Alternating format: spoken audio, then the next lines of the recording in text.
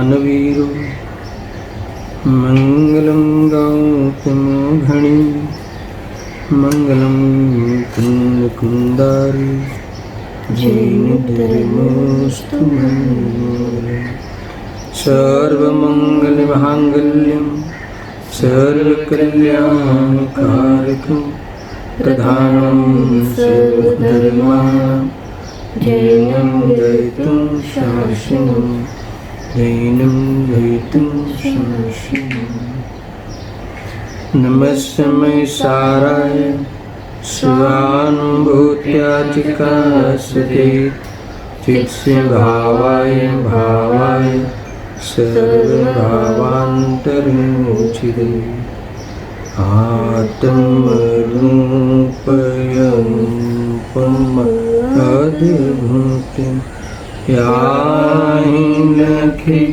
भवसिन्धुतरो आत्मरूप।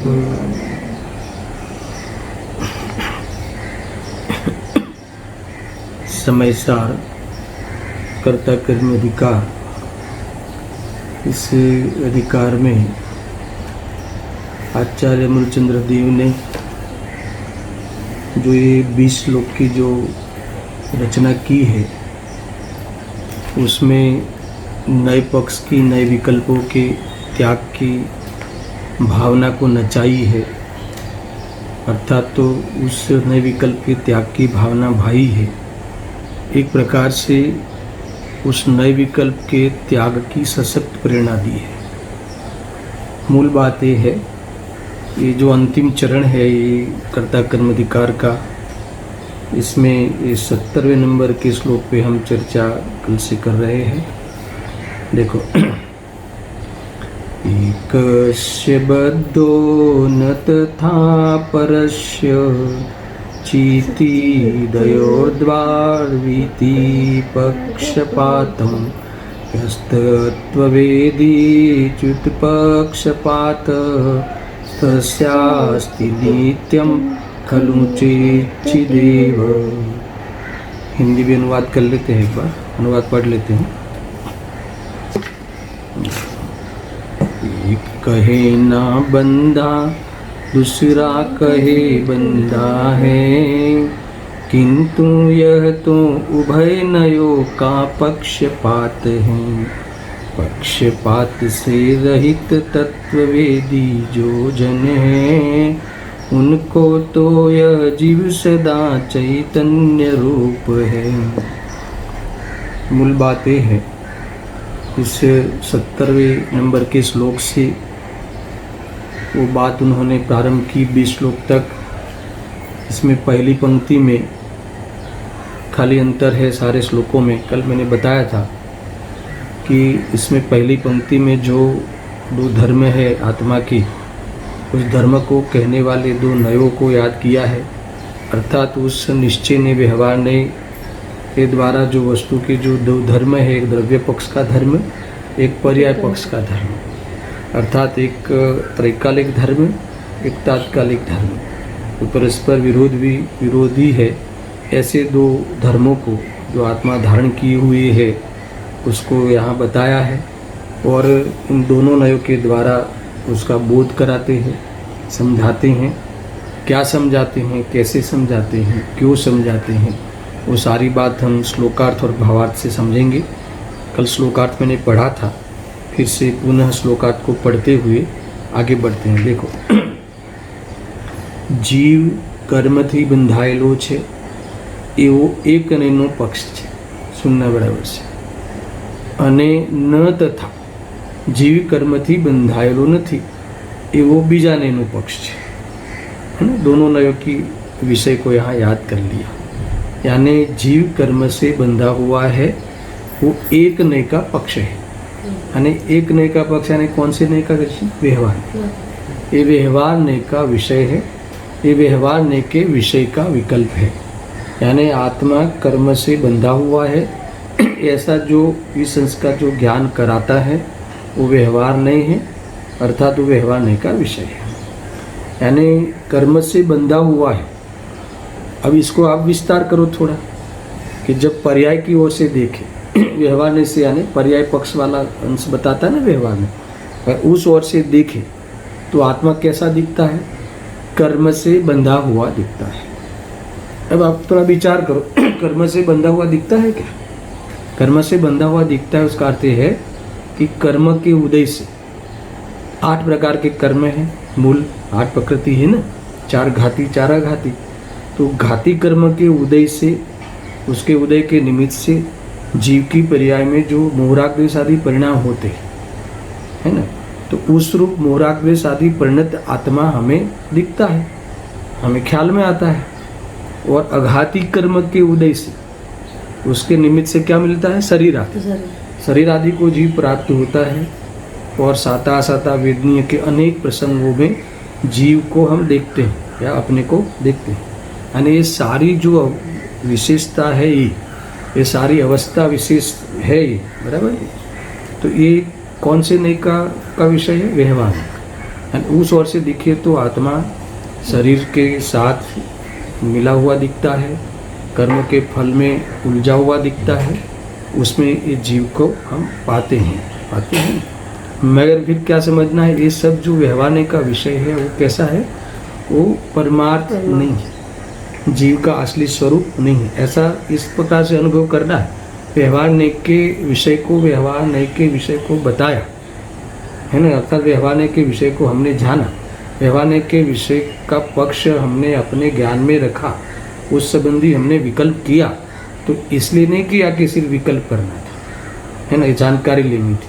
वो जान के हमें ये समझना है कि ये जो व्यवहार की विषय वस्तु है, इसका अर्थ है कि ये परमात्म स्वरूप मेरा नहीं है, ऐसा अनुभव करना है। उसमें उपाधि बुद्धि नहीं करना है, अर्थात इसमें कोई उससे अपनी पहचान करना, कोई अपना गौरव नहीं है। समझ में आया ना? वो अपने कोई उसकी क्रेडिट लेने जैसा नहीं है। उस ओर से उससे मिला के वो तो टेम्पररी है, दुखदायी अवस्थाएं है। शरीर के साथ जीव को पाया जाना कोई जीव की शोभा नहीं है। राग द्वेष में रहना कोई जीव की अच्छी बात नहीं है। दुखों के कारणों में दुखी रहना, दुखों का कारण देते हुए दुखी रहना, ये कोई जीव के लिए उज्जवल पक्ष नहीं है। इसमें तो इस प्रकार से व्यवहार के बारे में हमारा ये मंतव्य होना चाहिए, और इस मंतव्य के साथ साथ उस प्रकार का हमारा अनुभव होना चाहिए, ये समझना। तो ये एक हो गया व्यवहार ने। अब दूसरा ने कौन सा है? जीव कर्म थी बंधायलो न थी। ये दूसरे ने कहा उसी समय वही जीव, अरे वही जीव भले उस कर्म से बंधा हुआ अनुभव करता हुआ हो तो भी, अगर परमात्मा से देखा जाए, हमने लिया था ना वो कर्म के आवरण से रहित जैसे भगवान हुए हैं, वैसे हमारा शुद्धात्मा, ये असल जीव का असल स्वरूप भी कर्म से आवरण से रहित है। हमने वो ज्ञान अंश के द्वारा सिद्ध किया था ना, वो पहले दूसरे बोल में गुरुदेव जी के वचनामृत में, याद आया कि नहीं?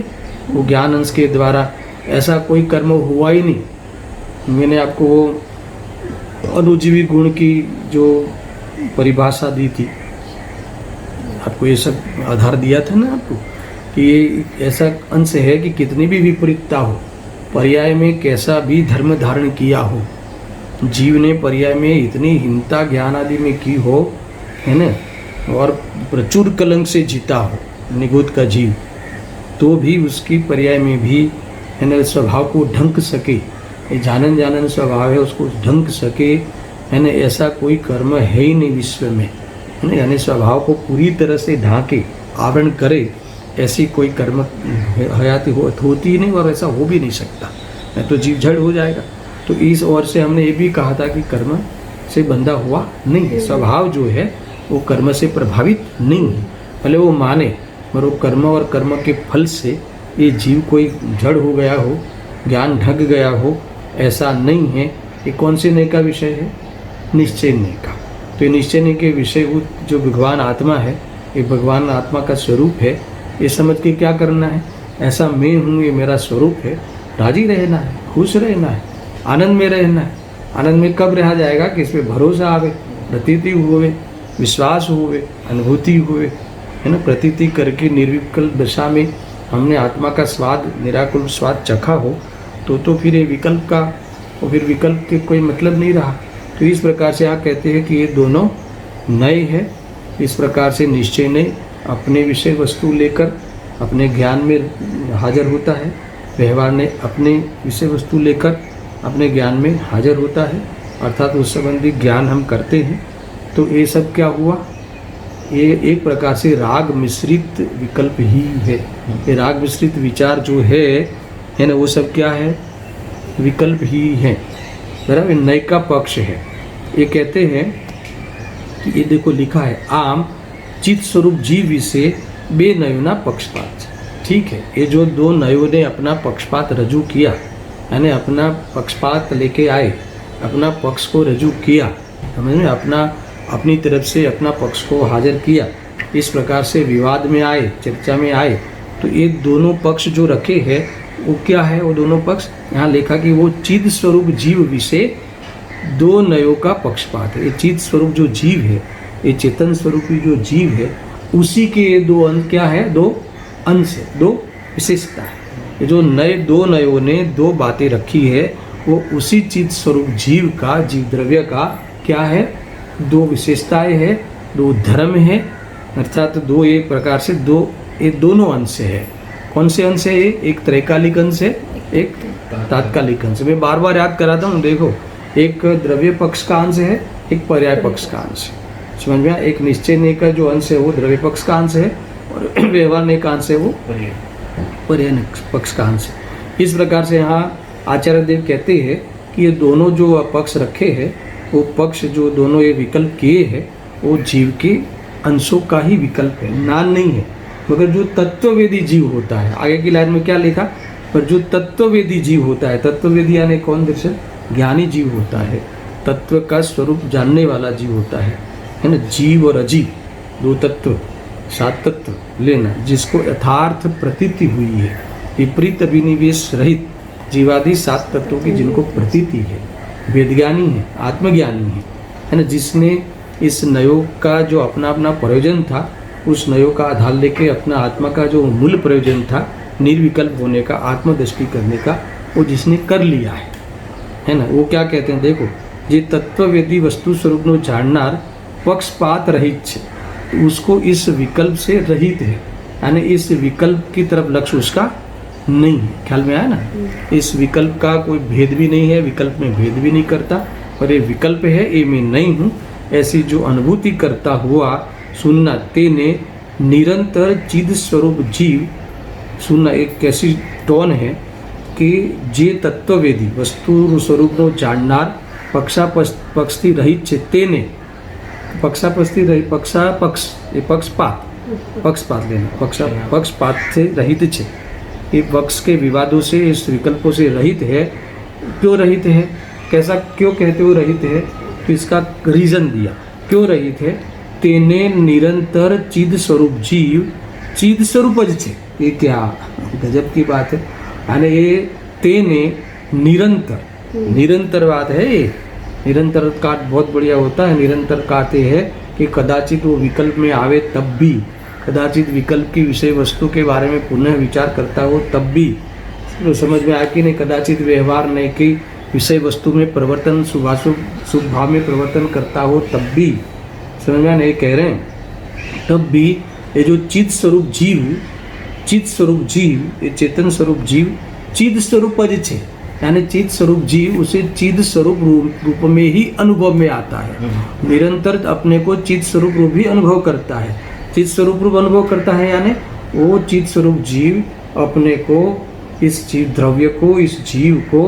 अपने को चिद स्वरूप अनुभव करता है। चिद स्वरूप अनुभव करता है, उसका अर्थ क्या, चिद स्वरूप का अर्थ मालूम है, पूरा लो, चिद स्वरूप में जो कैसा है, ये ज्ञायक भाव कैसा है, शुद्धात्मा, जीव अने जिनवर में अंतर नहीं, तो ये जीव कैसा है, जिनवर जैसा है, तो कैसा है चेतन स्वरूप, भले संयोग में शरीर हो, भले वो संयोग में शरीर और आत्मा दूध पानी की तरह मिला हुआ हो, सुनना, ये व्यवहार के विषय वस्तु को इतना गौण तिरोभाव करता है, और निश्चय ने की विषय वस्तु अर्थात उसको आविर्भाव करता हुआ, मैं चित स्वरूप हूँ, मैं शुद्ध हूँ, मैं नित्य हूँ, मैं एक हूँ, मैं पूर्ण हूँ, तो ऐसा ही अनुभव करता है। मैं चित स्वरूप हूँ ऐसा अनुभव करने का अर्थ पता है, हूँ आत्मा छूँ, ज्ञायक छूँ, ऐसा अनुभव करने का अर्थ क्या है दर्शन, कि मैं शुद्ध हूँ, मैं परिपूर्ण हूँ, मैं ध्रुव हूँ, मैं अनादि अनंत हूँ, ऐसा अनुभव करना है ना। अर्थात ज्ञाता दृष्टा रहना, ऐसा कहते हैं।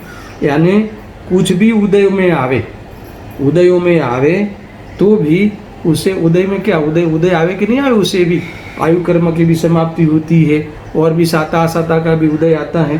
तो ये सब उदयों के नाटक होवे, फिर भी वो अपने को कैसा अनुभव करता है, यानी उदयों के नाटक में व्यवहारने की विषय वस्तु उसके ज्ञान में आने पर भी है नहीं, व्यवहारने की विषय वस्तु परमार्थ नहीं है, ऐसा जिसने अनुभव किया है और उस समय भी ज्ञान अंश के द्वारा मैं शुद्ध हूँ, ज्ञान ज्ञान की अशुद्ध अभिन्नता अपने को भाई गई है, वो कभी अपने को अभी मैं मर जाऊंगा, अभी मैं नष्ट हो जाऊंगा, ऐसा शरीर में बीमारी आने पर भी ऐसा अनुभव नहीं करता। उसे एक ख्याल में तो आता है कि शरीर छूटने वाला है ना, ये पर्याय समाप्त होने वाली है, ये भी पता आता है, मगर पर्याय समाप्त हो जाने पर मैं मर जाऊंगा, ऐसा एक क्षण के लिए भी मैं नाश हो जाऊंगा, आगे मैं नहीं रहूंगा, ऐसा कभी एक समय के लिए भी अंशिक और अनुभव से नहीं होता। निशंक रूप से बरता हुआ है ना आनंद में ही रहता है।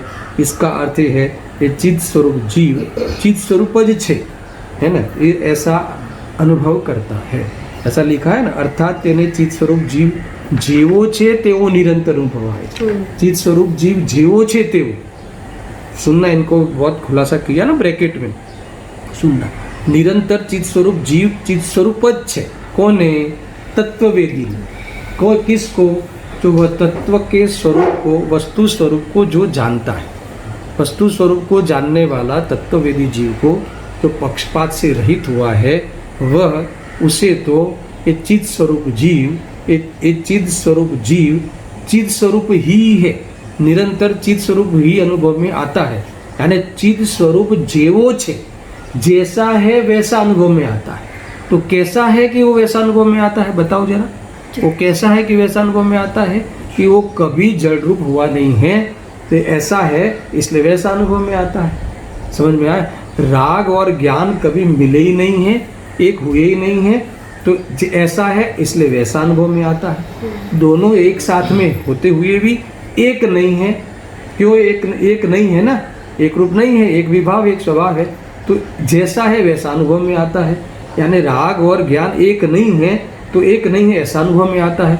सुनो, एक नहीं है ऐसा अनुभव में आना माने क्या दर्शन, एक नहीं है ऐसा अनुभव में आना माने क्या कि ये जो नहीं, सुनो प्रयोग से लो, एक नहीं है ऐसा अनुभव में आना, इसका अर्थ है कि मुझे राग के लिए नहीं जीना है, ये राग के लिए मैं समर्पित नहीं हूँ। यानी राग की पूर्ति में कोई सुख का अनुभव होता है ऐसा नहीं है, राग की पूर्ति करके मैं सुखी हो जाऊँ ऐसा अनुभव नहीं करता। क्यों? क्योंकि वो राग मेरी चीज ही नहीं है, यानी राग के लिए उसका श्रद्धा ज्ञान चारित्र समर्पित नहीं है। एक समय के लिए भी वो ऐसा अनुभव करने तैयार नहीं है कि ये राग में मंद राग आ जाए तो मैं कोई मुझे लाभ हो जाएगा पुण्य बंध में, ऐसा उसे अनुभव में आता नहीं। इस प्रकार से अपने को अनुभव करता नहीं, उसमें लाभ मानता ही नहीं। क्यों नहीं मानता? क्योंकि लाभ है नहीं ना। लाभ क्या होता है? मुक्ति, वितरागता, अतीन्द्रिय सुख। तो उसमें उसका अपने अतीन्द्रिय सुख की जो प्राप्ति हुई है और पूर्णता होने वाली है, इसमें उस राग की मंदता का कोई भी योगदान नहीं है, ये इसे पता चला है। इसीलिए चित स्वरूप जीव जेवो छे एवो अनुभव में आवे छे। चित स्वरूप जीव केवो छे? केवो छे? शुद्ध छे, परिपूर्ण छे, ध्रुव छे, देहથી सदा भिन्न छे, क्यारे पण देहने मळ्यो नथी, अड्यो नथी, अबध श्रेष्ठ है। ये सब है ना, काफ़ी पूरा समय सार इसी पे समर्पित है और वास्तव में वो आत्मा तो इसी रूप से ही हयात है। तो ऐसी जो अपनी शुद्ध मौजूदगी, अपनी अखंड मौजूदगी, अपनी परिपूर्ण मौजूदगी जो है, उस मौजूदगी को, वो त्रिकाल सत्ता को, उत्पाद व द्रव्यात्मक है ना, उसके द्वारा त्रिकाल सत्ता को हर पर्याय में अपनी परिपूर्ण मौजूदगी को ही अनुभव करता है। ऐसा कहा ना, वे है जो तत्ववेदी जीव नए पक्षपात से रहित हुआ है। नए पक्षपात से रहित हुआ है ने उस विकल्पों से जिसने अपने को भिन्न अनुभव किया है, उस विकल्पों से लेना देना नहीं है। उस विकल्प का प्रयोजन जो था उस नयों का वो जिसने साध लिया है, ऐसा जीव निरंतर તેને નિરંતર चिद स्वरूप जीव, अचित स्वरूप जीव चिद स्वरूप ज छे, यानी उसे निरंतर चिद स्वरूप जैसा है ऐसा अनुभव में आता है। मैं पुनः पूछता हूँ, कैसा है कि वैसा अनुभव में आता है? कैसा है? बताओ तुम कैसे हो? कैसे हो? अनादि अनंत कि अनादि शांत हो, है ना? कैसे हो? चेतन स्वरूप हो, जड़ नहीं हो। कैसे हो? शुद्ध हो। शुद्ध हो उसका अर्थ क्या? राग के कारण में रागी नहीं हुआ, जड़ के साथ रहने से मैं जड़ नहीं हुआ, इसलिए शुद्ध हूँ। मैं परिपूर्ण हूँ, स्वपर प्रकाशक रूप से हूँ मैं, फिर भी स्व को जानता हुआ पर को प्रकाशता हूँ, फिर भी पर रूप नहीं हुआ। ऐसी मेरी स्वपर प्रकाशन रूप परिपूर्णता को लिए हुए मैं निरंतर अपने स्वरूप में मस्त हूँ, ऐसा अनुभव करता हुआ ज्ञान में नहीं झलके तो भी इतराज नहीं, है ना? कितने जल के कितने नहीं जल के, ऐसा कोई विकल्प नहीं, ऐसा कोई प्रयोजन नहीं। समझ में आया? मैं जानने रूप होता हुआ अन्य रूप से प्रभावित नहीं होता हुआ, ये उसने अपने को अनुभवा है, ऐसा वस्तु का स्वरूप है और ऐसा इसने अनुभवा है। इसीलिए यहाँ कहते हैं कि वो तत्ववेदी जीव, ये जो पक्षपात को छोड़ता हुआ ये जीव अपने चैतन्य में मस्त है, अपने चैतन्य के शरण में उपयोग स्थायी है, स्थिर है। ऐसा लाभ इसने निर्विकल्प दशा को प्राप्त है। एक प्रकार से वो अपने शुद्धात्मा को प्राप्त हुआ है, अर्थात तो समयसार उसे प्राप्त हुआ है। पर्याय भी समयसार हो गई, आत्मा पर्याय में समयसार हो गया, है ना? ऐसा समझना है। इस प्रकार से ये श्लोकार्थ समाप्त हुआ, है ना? अभी मैं आपको भावार्थ की चर्चा करता हूँ। भावार्थ अपने आप में बहुत अद्भुत है। इसका आप थोड़ा सा अगर पढ़ के आए होंगे तो आनंद आएगा, नहीं तो मैं यहाँ विचार अपना रखता हूँ। देखो, इसमें ये टोन है जो भावार्थकार ने, पंडित जयचंद जी छाबड़ा साहब ने जो भावार्थ लिखा है, अद्भुत है। ऐसा लगता है कि जैसे मुनि जीवन की हृदय में तैयारियां चलती हो, ऐसा लगता है। मैं तो पढ़ रहा था तो मुझे ऐसा लगा कि कैसी सोच है। देखो, निर्विकल्प दशा को विशेष प्राप्त करने के लिए जैसे तैयारी कर रहा हो जीव, और इसमें थोड़ी सी कोई कमजोरी आई हो सोचने में, अर्थात तो उस पुरुषार्थ में, तो ये बोलने का भाव आ गया हो लिखने का, ऐसा कभी कभी लगता है। सुनना भी, विचार करता हूँ। देखो, है ना, आपके पास भावार्थ, पढ़ना कैसा लिखते, इसमें अलग टोन है कुछ। आ ग्रंथ में, कौन से ग्रंथ की बात है दर्शन? समयसार, इस ग्रंथ की बात। आ ग्रंथ में प्रथम थी ज व्यवहारने गौण करीने અને શુદ્ધને मुख्य करीने कथन કરવામાં આવ્યું છે। पहले देखो, क्या सुनो, यहाँ देखो, कुछ तकलीफ है क्या? तो यहाँ देखो, तो आ ग्रंथ में प्रथम थी व्यवहारने गौण करीने શુદ્ધને मुख्य करने कथन કરવામાં આવ્યું છે। यानी दोनों नय को निषेध करना है ना, तो व्यवहारने को तो एक ग्रंथ में समयसार जैसे महान ग्रंथों में तो व्यवहारने को तो प्रथम से ही गौण किया है, यानी प्रथम से ही उसका आश्रय लेने का निषेध किया है। व्यवहारने को यानी व्यवहारने की जो विषय वस्तु है उसका आश्रय लेने का तो निषेध ही किया है। तो इसमें आपको सोचना चाहिए कि कहाँ कहाँ गौण किया है। तो कई गाथाएं मैं आपको सैंपल के तौर पे बताता हूँ। देखो, पहली छठी गाथा, अरे पांचवी गाथा ले लो। पांचवी गाथा में आचार्य देव कौन सी प्रतिज्ञा करते हैं? मैं एकत्व विभक्त आत्मा को दिखलाऊंगा। समझ में आया? कौन सी आत्मा को दिखाऊंगा? एकत्व विभक्त आत्मा, यानी आत्मा के असल स्वरूप को। ये शुद्धने का विषय है ना, एकत्व विभक्त आत्मा, भगवान आत्मा, पर स्व से एकत्व, पर से विभक्त, स्वभाव से एकत्व, पर्याय तक से राग आदि से विभक्त। ऐसा जो शुद्धात्मा है, परम परिणामी भाव है, मैं अपने निज वैभव से देख लाऊंगा। आगम में जैसा कहा है ऐसा मैंने अनुभव करके अपने इस वैभव को प्रकट किया है। वहाँ निज वैभव का अर्थ कौन सा क्या है? त्रिकाल वैभव नहीं, तो उस वैभव को प्रकट किया है।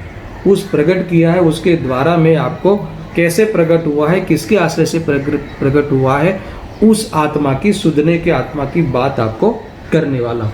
तो वहाँ भी ये बात कही। अब छठी गाथा में व्यवहारने को कैसे गौण किया? नथी प्रमद के नथी अप्रमद, है ना? प्रमद अप्रमद पर्याय से रहित एक ज्ञायक भाव। तो प्रमद अप्रमद दशा कौन से नय का विषय है? व्यवहार नहीं का। तो उसको वहाँ से निषेध कर ही दिया, उससे रहित है ना, उससे भिन्न है।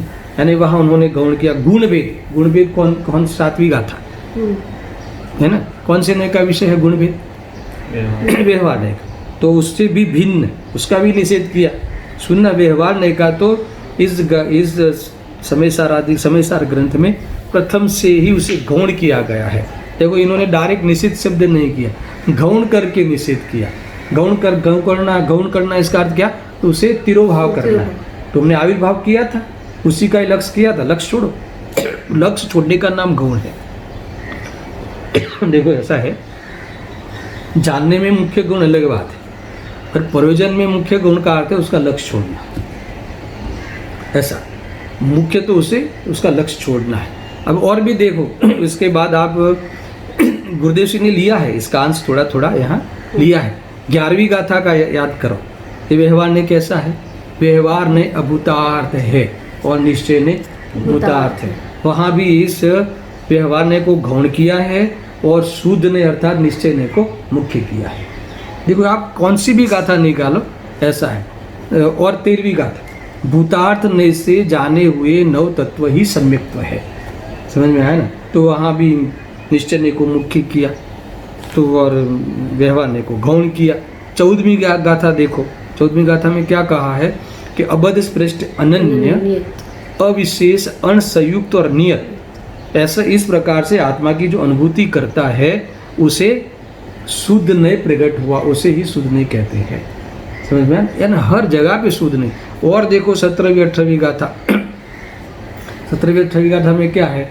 मोक्षार्थी को सबसे पहले क्या करना चाहिए, है ना? जीव राजा को जानना चाहिए। तो जीव राजा को जानना चाहिए, उसका अर्थ क्या? जीव राजा ने कौन? शुद्धात्मा, भगवान आत्मा।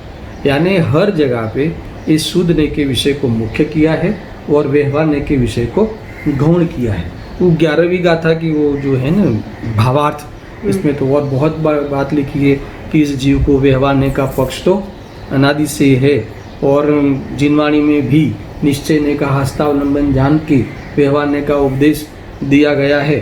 फिर भी वो व्यवहार ने का पक्ष वो तो बंध का कारण है ना। इसीलिए शुद्ध ने का जो उपदेश तो विरल है। मैं पढ़ता हूँ आपको, देखो वहाँ से पढ़ता हूँ, कोई कथन नहीं रह जाए।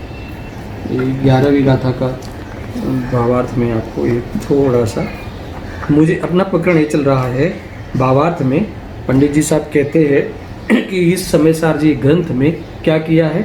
व्यवहार नय को तो प्रथम से गौण ही किया है और शुद्ध नय को मुख्य किया है। सुनना, एक कहाँ जाके बात को इसको फिनिश करते हैं।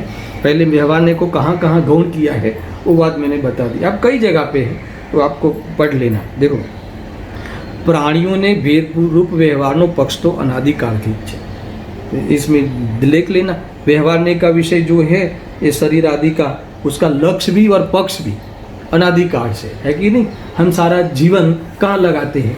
अपना सारा जीवन, अपना जीवन यानी क्या दर्शन पता है? अपना श्रद्धा ज्ञान चारित्र हम कहाँ खर्च कर रहे हैं, कहाँ लगाया है?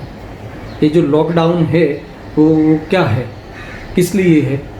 कि कोरोना हमें लग नहीं जावे और ये हमारी पर्याय चली नहीं जावे, तो हम ये 10 प्राण रूप जीवन के लिए ही तो हम ये लॉकडाउन में बैठे हैं कि आत्मा के लिए बैठे हैं। समझ में आएगी नहीं? तो इसीलिए बैठे हैं ना। तो ये तो हमें मौका मिला है, तो इसका हम उपयोग कर रहे हैं आत्मा के प्राप्त करने की, वो बात अलग है। मगर ये खरे कर तो इसलिए बैठे हैं ना। तो ये कहते हैं कि पक्ष अनादिकाल से है, यानी ये शरीर आदि के सहित जीव है, एक इंद्रिय 2 इंद्रिय आदि सारी जो अवस्थाओं के साथ हम संगी पंचेंद्रिय मनुष्य जीव है, तो उसी को ही, उसी का पक्ष और लक्ष्य यही मैं हूँ, हमें यही पता है, और उसी का लक्ष्य और उसी को ही सार संभार करना, उसी का ही केयर करना, उसी के लिए हमारा जीवन व्यतीत हो रहा है। ऐसा कर रहे हैं। और सुनना, ये व्यवहार ने का पक्ष तो अनादिकाल थी જ છે। अब ये बात थोड़ी कठिन है અને એનો ઉપદેશ પણ બહુધા સર્વ પ્રાણીઓને પરસ્પર કરે છે। ये व्यवहार ने का उपदेश भी देखो ऐसा है कि ये जो निश्चय नहीं व्यवहार नहीं है ना, थोड़ी समझना सूक्ष्म बात है कि निश्चय नहीं और व्यवहार नहीं है, इसमें मोक्ष मार्ग प्रकाशक और समय सार सुनना।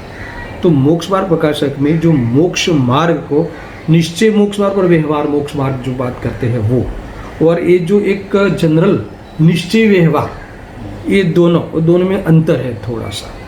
यानी एक शुद्धात्मा, एक भगवान आत्मा जो ये चैतन्य स्वरूप है वो ही निश्चय है। बाकी सब नर नारकादि पर्याय सुनना, बाकी सब जो क्षणिक है, जो पर्याय में प्राप्त होती हैं, नई नई चीज़ें उसमें हमें प्राप्त होती है, वो सारी चीज़ें क्या है? व्यवहार है अथवा व्यवहार का विषय है। वो निश्चय व्यवहार इस प्रकार का है, मूल वस्तु स्वरूप की ओर से देखें तो। मोक्ष मार्ग में जो निश्चय व्यवहार है ना, वो अलग है। सुनना, जो ये आत्मा की जो अनुभूति, निश्चय रत्नत्रय, आत्मा की दृष्टि है ना, मैं ही हूँ ऐसी प्रतीति, सुनना, और उसी में उसके सन्मुख शरीर से भिन्न में हूँ आत्मा, उसके सन्मुख ज्ञान का संवेदन और एकत्व पूर्वक के राग द्वेष का अभाव, अनंतानुबंधी का अभाव, राग द्वेष का अभाव, वो चारित्र, ये निश्चय रत्नत्रय मोक्ष मार्ग है। वो निश्चय मोक्ष मार्ग है। और उसके साथ रहने वाला जो व्यवहार रत्नत्रय, शुभ भाव रूप जो परिणाम है, उसे व्यवहार रत्नत्रय कहते हैं। समझ में आया ना कि जो व्यवहार रत्नत्रय वहाँ पाया जाता है, तो उसके साथ जो पूर्णता नहीं हो तो उससे देवशास्त्र गुरु का वैकल्पिक श्रद्धान उस संबंधी उपयोग लगता है, शास्त्र अभ्यास का विकल्प वहाँ बनता है, और कई प्रकार की कषायों में नियम करना, मर्यादा लाने का परिणाम भी बनता है। ये सारे विकल्प है, ये शुभ विकल्प को व्यवहार मोक्ष मार्ग कहते हैं। समझ में आया? उसे शुभ भाव को मुख्य रूपता से लिया, वहाँ कोई अशुभ भाव को व्यवहार मोक्ष मार्ग नहीं कहते। यहाँ तो अशुभ भाव भी व्यवहार का विषय है, ये निश्चय व्यवहार का ये डिफरेंट लेना। तो ये जैसे व्यवहार नय का पक्ष यानी व्यवहार मोक्ष मार्ग का पक्ष भी ये को अनादि से है पुण्य भाव का, समझ में आ कि नहीं? और उसका कहीं कहीं ये निश्चय का अवलंबन जानकर उसका उपदेश भी दिया जाता है व्यवहार नय के विषय वस्तु को, ये ऐसा कहते हैं। सुनना, और इसी में भी ये बात खरी उतरेगी, ऐसा नहीं कि वो खाली उसी में लगेगी। देखो इसमें कि सुनना कि प्राणियों ने भेदरूप व्यवहारનો पक्ष तो अनादि કાળથી જ છે અને એનો ઉપદેશ પણ બહુધા સર્વ પ્રાણીઓ પરસ્પર કરે છે। बराबर, सब प्राणी इसका अनुभव ऐसा ही तो अनुभव करते हैं कि मैं छोटा हूँ, मैं बड़ा हूँ, मैं अमीर हूँ, मैं गरीब हूँ, मैं स्त्री हूँ, मैं पुरुष हूँ।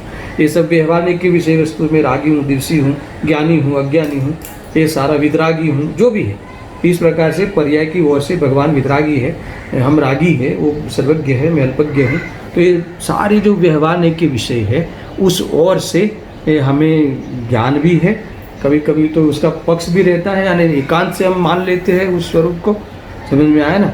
और ये बात जो कही ना, अने एनो उपदेश पण बहुधा सर्व प्राणियों परस्पर करे थे, और वड़ी जीनवाणी में पण व्यवहारનો उपदेश शुद्धनेनो हस्तावलंबन सहायक जानी बहु कर्यो थे। अब ये क्या शुद्धने का, यानी शुद्धने की विषय वस्तु से ये चीज़ भिन्न है ऐसा बताने के लिए, है ना। देखो, जो मैं हूँ वो तो एक ही हूँ, और जो मैं नहीं हूँ वो अनेक अनेक है। तो आपको बहुत कथन मिलेंगे, मैं राग नहीं हूँ, मैं द्वेष नहीं हूँ, मैं ये नहीं हूँ, मैं वो नहीं हूँ। और हूँ में तो एक ही बात है कि मैं चैतन्य स्वरूप है ना। अस्थि में तो एक ही बात है कि वो मैं हूँ सदा का। और नास्ति में तो जितनी चीज़ें मैं नहीं हूँ, अनेक अनेक रूप है ना, भेद रूप, अनेक भेद रूप हम अनुभव करते हैं। तो इससे मैं भिन्न हूँ, इससे मैं भिन्न हूँ, 14 गुणस्थान से भिन्न हूँ, जीव समास 14 प्रकार के जीव जो है जीव समास है उससे मैं भिन्न हूँ, मार्गना प्रक्ष है 14 प्रकार की, उससे मैं भिन्न हूँ। इस प्रकार से हस्तावलंबन सूदने को बताने के लिए, सूदने के विषय वस्तु को इससे भिन्न बताने के लिए उसका हस्तावलंबन जानते हुए उसका बहुत है ना यहाँ उपदेश भी दिया है, यहाँ इसका उपदेश भी दिया है। पण क्या, उस व्यवहार नए संबंधी उस नए के विकल्प का फल क्या है? संसार ही है। यानी हमने सूदने को नहीं पकड़ा, सूदने की विषय वस्तु में अनुभव नहीं किया, तो ये सब कसरत भी क्या है? संसार की कसरत है ना। जब बिना आत्मदृष्टि के ये शुभ भाव का बढ़ना, एक प्रकार से ऐसा समझना कि हम संसार का ही संक्रमण कर रहे हैं। समझ में आया कि नहीं? ऐसा ही है शुभ भाव का बढ़ना, बिना आत्मदृष्टि का प्रयोजन। आत्मदृष्टि का प्रयोजन नहीं हो तो सारी जितनी भी शुभ क्रिया है, शुभ भाव है, वो हमारे संसार को बढ़ाने रूप से ही है, ऐसा समझना। वो हेतु भी नहीं बनते, सहायक भी नहीं है, हस्तावलंबन में भी उसका नाम नहीं आएगा। मुझे तो ये बताना है कि ये गौण किया है, व्यवहार नय को इस प्रकार से भी गौण किया है। व्यवहार नय को समय सार में क्या किया है? પ્રથમ સે ही ગૌણ કિયા है और શુદ્ધ નહીં को મુખ્ય કિયા है। देखो પણ એનું પણ સંસાર છે, શુદ્ધ નહીંનો પક્ષ તો કદી આવ્યો નથી અને એનો ઉપદેશ પણ વિરલ છે, ક્યાંક ક્યાંક છે। તેથી ઉપકારી શ્રી ગુરુએ શુદ્ધ નહીંના ગ્રહણનું ફળ મોક્ષ જાણીને એનો ઉપદેશ પ્રધાનતાથી મુખ્યતાથી દીધો છે। यहाँ तो स्पेशल लिख दिया कि शुद्ध नहीं का जो उपदेश है सारे ग्रंथ में क्यों मुख्यता से दिया है, इसका भी अर्थ यहाँ बता दिया है। कुल मिला के इनका जो विद्वान जो है हमारे तेजचंद जी साहब, इन्होंने ये पहले ही लिखा है कि आ ग्रंथમાં પ્રથમથી જ વ્યવહાર નહીંને ગૌણ કરીને અને શુદ્ધ નહીંને મુખ્ય કરીને कथन કરવામાં આવ્યું છે, ऐसा कहा। आया ख्याल में, ये बात ख्याल में आएगी नहीं? और देखो इसी को पुष्टि करने वाला कथन, ચૈતન્યના પરિણામ પરનિમિત્તથી અનેક થાય છે તે સર્વને પહેલેથી જ આચાર્ય ગૌણ કહેતા આવ્યા છે।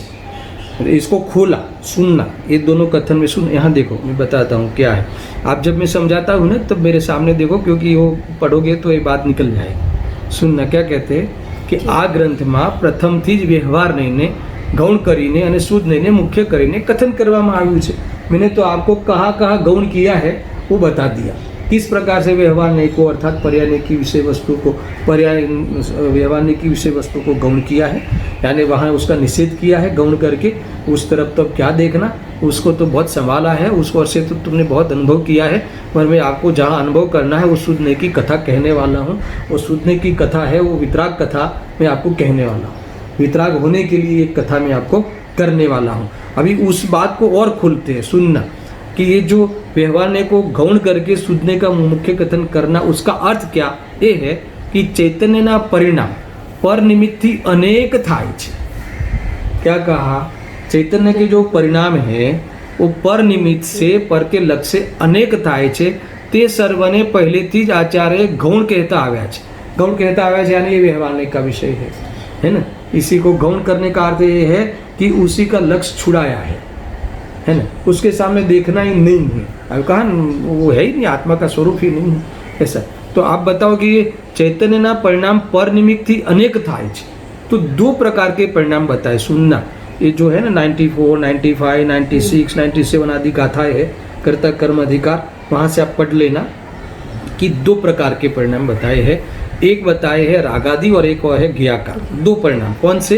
कि सविकार चैतन्य परिणाम, ये रागादि परिणाम, सविकार चैतन्य परिणाम और सोपाधिक चैतन्य परिणाम। कौन सा दर्शन? सविकार चैतन्य परिणाम और सोपाधिक चैतन्य परिणाम। अब इसका क्या अर्थ है? अब सविकार चैतन्य परिणाम में तो कौन सा है? विकार सहित चैतन्य परिणाम कौन सा है? तो तीन प्रकार के परिणाम नाम दिए हैं वहाँ। कौन सा दिया है? देखो, एक दिया है मिथ्यात्व, दूसरा दिया है अज्ञान, तीसरा दिया है अविरति। ठीक है, ये तीन प्रकार के परिणाम की चर्चा बहुत आई। अविरति कहो, असंयम कहो, यानी मिथ्यात्व, अज्ञान और अविरति। इसको ऐसा भी कहा जाए, मिथ्या दर्शन, मिथ्या ज्ञान, मिथ्या चारित्र। अज्ञान यानी मिथ्या ज्ञान और जो अविरति यानी मिथ्यात्व पूर्वक का जो अवृत रूप जीवन है, अर्थात मिथ्यात्व पूर्वक का जो रागादि रूप जीवन है, वो सब क्या है? मिथ्या चारित्र है। तो ये तीन प्रकार के परिणाम है।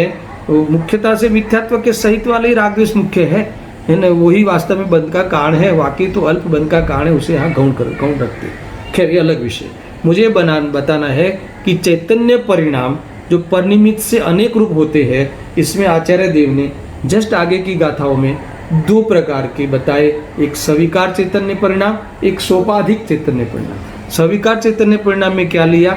मिथ्यात्व, अज्ञान और अविरति, वो सब सविकार चैतन्य परिणाम।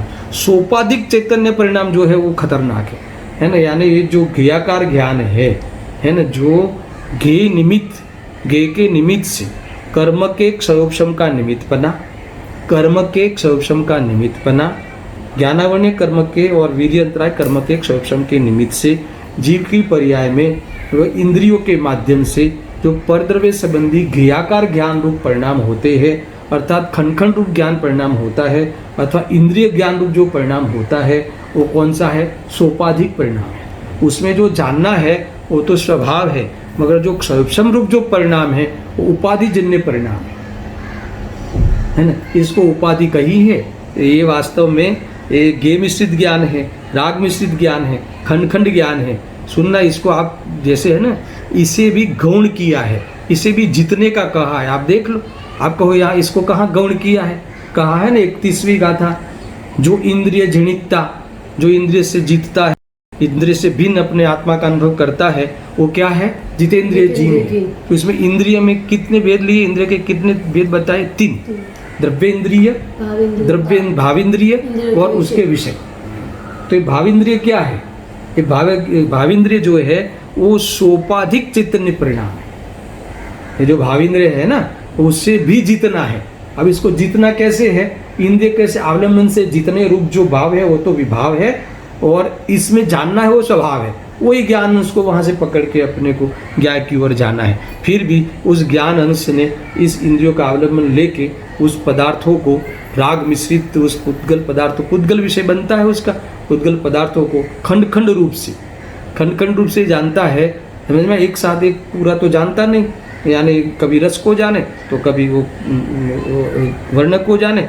इस प्रकार से भी खंड खंड, ज्ञान भी अखंड है, वस्तु भी अखंड है, फिर भी खंड खंड रूप व्यवसाय करता है। फिर राग मिश्रित जानता है ना, ये भी खंड खंड हुआ। तो ये सब इस प्रकार से ये जो जानता है वो सब क्या है? पर्याय नय का, व्यवहार नय का विषय है। इस प्रकार से अनेक रूप होता हुआ, ये कहते हैं सर्व ने पहलेથી જ आचार्य गौण कहता આવ્યા છે, यानी उस इंद्रिय को भी, भावेंद्रिय को भी जीतने का कहा ना, तो गौण हुआ ना, वो सोपाधिक चैतन्य परिणाम है। और जो रागादि परिणाम है वो एक कहा ना सविकार चैतन्य परिणाम है। दोनों का अलग अलग है ना, एक सोपाधिक और एक अपना कहा था सविकार चैतन्य परिणाम और सोपाधिक चैतन्य परिणाम। इस प्रकार से सुनना, पहलेથી જ आचार्य गौण कहता આવ્યા છે। देखो ये जो है ना, एक सोपाधिक चैतन्य परिणाम और सविकार चैतन्य परिणाम, दोनों से भेद ज्ञान कराने वाली एक पूजन की कड़ी है युगल जी साहब की। शुभाशुभ की जड़ता तो दूर, पराया ज्ञान वहाँ पर थी। क्या है? शुभाशुभ की जड़ता तो दूर है ना, और मिट्टी की काय की तो क्या बात करें, इससे तो भी नहीं है ही। मगर शुभाशुभ भी तो जड़ परिणाम है, ये भी तो आत्मा की संपत्ति नहीं है, विकृति है। तो इस प्रकार से उसकी जड़ता तो दूर, पराया ज्ञान, परलक्षी ज्ञान, परलक्ष्य करता हुआ जो ये ज्ञान है, ये वास्तव में सोपाधिक चैतन्य परिणाम है। इस ओर से जीव के अनेक परिणाम होते हैं। इंद्रिय ज्ञान को भी जितने का कहा है, यानी वो भी व्यवहार को गौण किया ना, ऐसा इस प्रकार से समझना। देखो हाँ, गौण कहता આવ્યા છે। अब सुनना, अब वो बहुत बड़ी बात यहाँ कहते हैं, अने जीव ने शुद्ध चैतन्य मात्र કહ્યું છે। ये व्यवहार नहीं की जो विषय वस्तु है, व्यवहार नहीं को तो प्रथम से ही समय सार में तो गौण करते आए। अरे नियम सार में भी केवल ज्ञान की पर्याय को क्या कहा? सुना भी मैं समझा रहा हूँ। केवल ज्ञान की पर्याय को क्या कहा? बहिर्तत्वम। राग की पर्याय को तो गौण करने की बात तो यहाँ कही, मगर नियम सार तो इससे भी ऊपर की बात हो गई। ये केवल ज्ञान की पर्याय भी बहिर्तत्वम है। क्यों? क्योंकि आश्रयभूत नहीं है, वो पर्यातिक नहीं का विषय है। सुनना, खैर यहाँ तो अपन वापस पुनः इधर आओ कि ये जो सारे शुद्ध नहीं, ये जो व्यवहार नहीं की जो विषय वस्तु है, वो व्यवहार नहीं को तो गौण किया, वो शुद्ध नहीं को मुख्य किया। अब उसी में कैसे, उस शुद्ध नहीं में से भी कैसे छुड़ाते? शुद्ध नहीं के विकल्प से कैसे छुड़ाते? सुनो, हवे कहे थे अने जीवने शुद्ध चैतन्य मात्र कहो छे। तो क्या कहा फिर? शुद्ध चैतन्य मात्र। एक चैतन्य मात्र जो है किसने का विषय है? ये रीते जीव पदार्थ शुद्ध है, नित्य है, अभेद है, ऐसा चैतन्य मात्र स्थापी ने हवे कहे छे। अभी शुद्ध ने को लिया ना, व्यवहार ने को तो प्रथम से गौण किया, और शुद्ध ने का विषयभूत भगवान आत्मा को मात्र आत्मा चैतन्य स्वरूप है, नित्य है, एक है, शुद्ध है, अभेद है, ऐसा स्थापना किया। किसके द्वारा किया?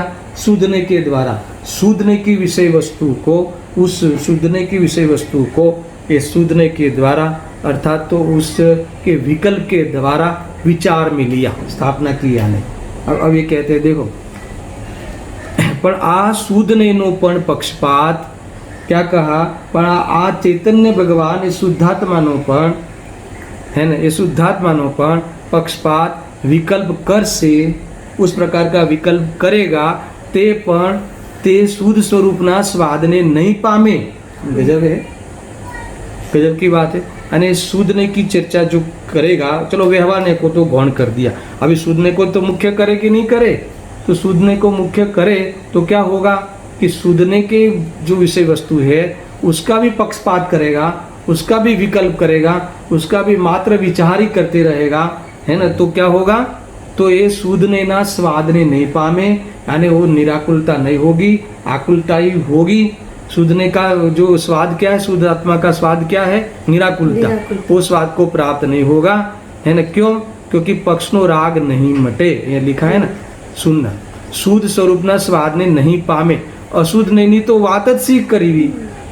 अब अशुद्ध ने की तो क्या बात करे, अशुद्ध ने की तो कोई मैटर ही नहीं है। अशुद्ध ने की जो ये पाप के विकल्प को नहीं करना और भोगों के विकल्प को नहीं करना, वो तो वैसा हमें वो निषेध तो गले उतरता है, मगर आप अपने आत्मा के जो शुद्धात्मा के स्वरूप का जो विकल्प है, वो विकल्प भी जो शुद्ध है, एक है, मैं ध्रुव हूँ, ये विकल्प भी, विकल्प ये शुद्धने का विकल्प भी राग है ना, जब उससे भी बंद होता है, उससे भी आत्मा का स्वाद नहीं आता, इससे भी आत्मा के स्वाद से वंचित रहता है, तो फिर ये अशुद्धने के विकल्पों का तो क्या कहना, व्यापार व्यवहार की बात तो क्या करना, है ना, ये आत्मा की बात ही जो आप करते रहते हैं, आत्मा का चिंतन करते रहते हैं, अगर वो भी उसे आत्मा के स्वाद के पास नहीं पहुंचने देता तो फिर बाकी की चर्चा तो क्या करें, ऐसा कहा है ना।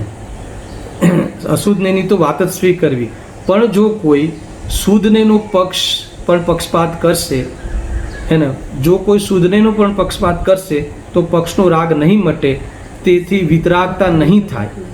क्या कहा, वितरागता नहीं થાય, પક્ષપાતને છોડી चिन्ह मात्र स्वरूप विषय लीन થયે જ સમેસાને પમાય છે। कुल मिला के कहते हैं कि शुद्धने नो पण पक्षपात करશે, शुद्धने का भी विचार विमर्श करेगा तो भी ये आत्मा की प्राप्ति इसे नहीं होगी।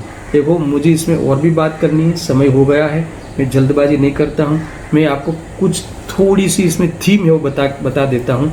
क्या कहना चाहते हैं कि जो शुद्धने से आत्मा बद्ध है और है ना अबद्ध है और अशुद्धने से बद्ध है, ये सब तो ये विकल्प है, ये तो राग है, और उसका पक्ष आ जाना, उसके विकल्प में संतुष्ट हो जाना, वो क्या है, मिथ्यात्व है, ये समझना।